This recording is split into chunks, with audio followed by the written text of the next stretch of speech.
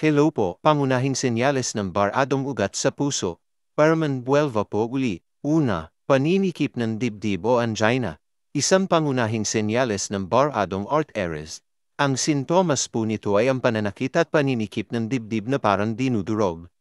Pangalawa, pananakit ng likod, leeg, o pama. Ang baradong ugat sa puso ay maaaring magdulot ng referred pain sa ibang bahagi ng katawan. Ang sintomas nito ay ang matinding pananakit sa likod, leeg, o panga na kasama ng paninikip ng dibdib. Pangatlo, pagkakaroon ng shortness of breath. Ito ay isang senyales na ang puso ay nahihirapang mag-pump ng sapat na dugo. Ang sintomas nito ay ang hirap sa paghinga lalo na kapag nag-ehersisyo o kahit sa simpleng gawain.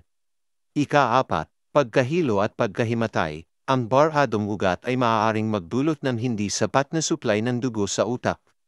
Sintomas, biglaang pagkahilo o pagkahimatay. Ika-lima, pagpapawis. Isang karaniwang sintomas ng heart problems ay ang biglaang pagpapawis kahit hindi mainit o walang ginagawa.